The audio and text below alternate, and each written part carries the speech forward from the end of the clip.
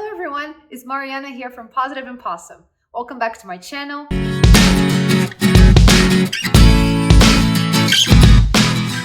Now that I've shown you how to properly introduce your migrant scent sample to your dog in my previous video, make sure to watch it, we can gradually start in parallel to develop our dog's nose.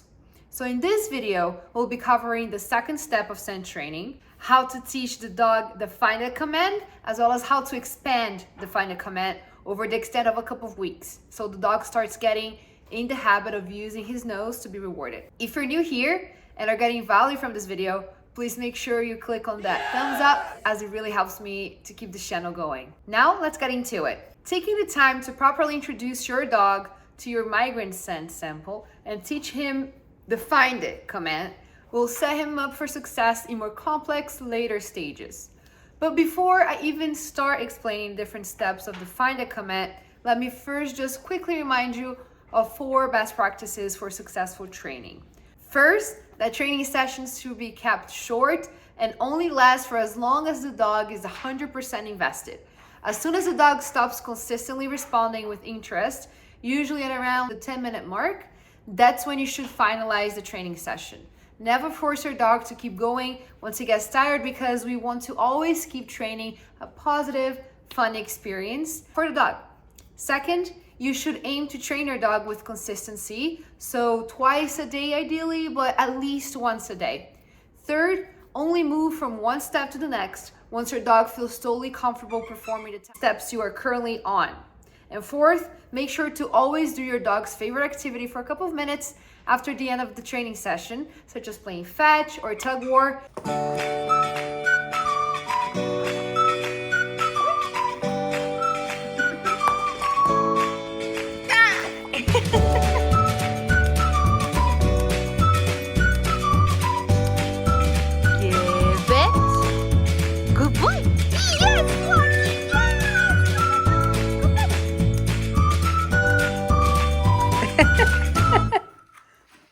This will allow him to have more fun and learn faster. That being said, let the training begin.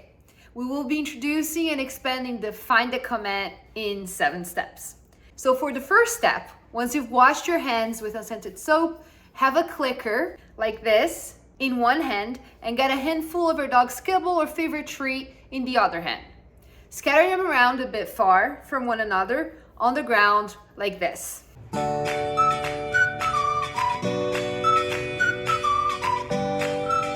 Exactly at the moment when the dog eats the food from the ground, click and say, find it.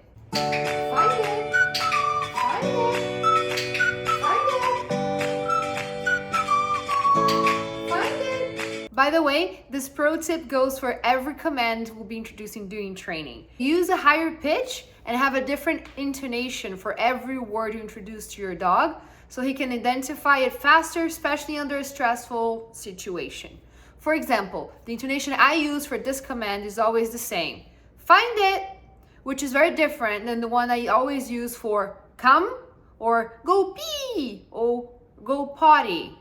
Can you hear the difference? So again, for step 1, every single time your dog eats that piece of food from the ground, you'll click and say find it, and you'll do this during 3 training sessions. Step 2 here is, once your dog has heard find it many times already, you want to start placing his favorite treats in discrete places around the same area in the training room, but where your dog can still see the treats and you placing them as well, such as on the edge of the carpet, for instance. This time around, you first say find it, and then only click and praise with a good boy or a good girl. I just say boy out of habit because Floki, my dog, is a male, but every single time your dog finds a treat.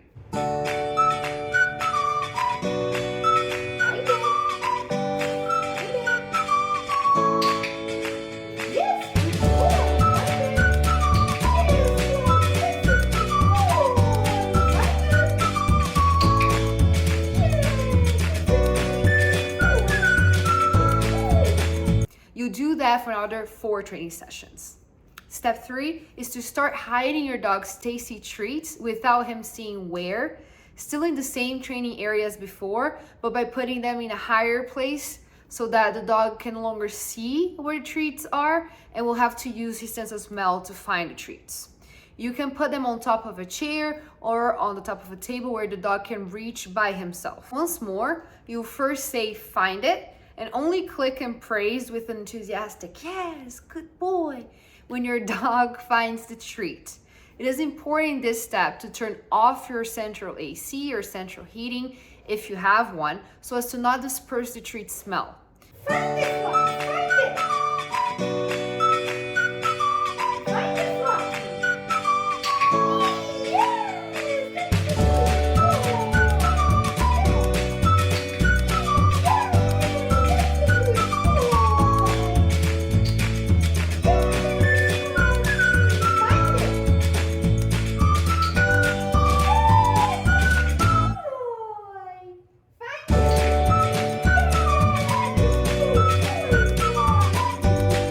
It is also important to reward your dog with lots of treats when he finds the last hidden piece, so as to finish training a really positive note. Don't hire more than 6 treats again, keep the session short and sweet. And repeat this for 5 training sessions. At this point, your dog will already be getting used to using his nose. Step 4 is similar to step 3, but we will enlarge the hiding places and training area. Start hiding the treats in places you haven't done so before to keep challenging your dog, and repeat this step for 3 training sessions. Still, keep your central AC and central heating off to help your dog. In step 5, you reuse the hiding places you've used in steps 3 and 4, but here you can keep your central AC or central heating on. Repeat step 5 for 3 sessions, or as long as it's needed for your dog to be able to comfortably find the treats in this setting.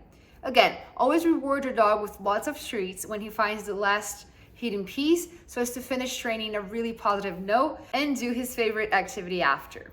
In step 6, you should still keep your central AC or central heating on, but you should hide the treats in a completely different new room using places where you haven't hidden treats before and without your dog seeing where you hid the treats. Again, you'll say find it and only click and praise with an enthusiastic yes, good boy, when your dog finds the treat with his nose. Find it. Find it. Good boy. Yes, find it. Yes.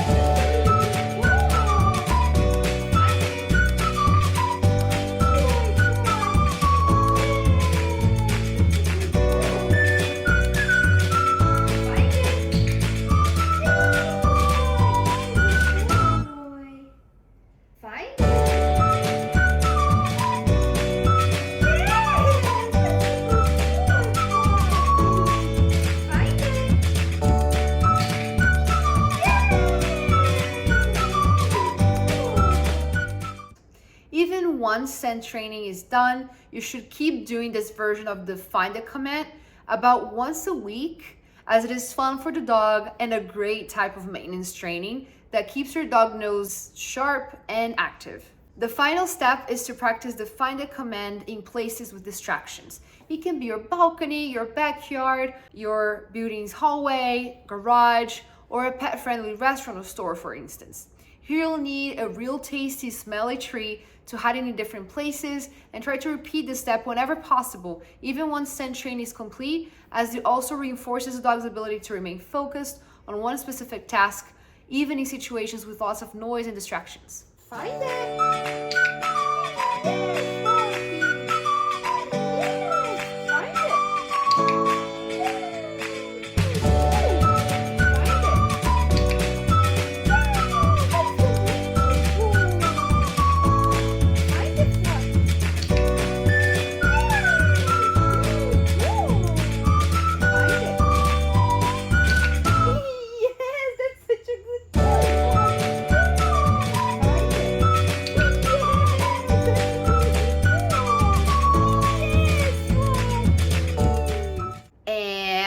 That's how you teach your dog the find it command and how you expand the find it command over a couple of weeks. So your dog starts getting in the habit of using his nose to be rewarded.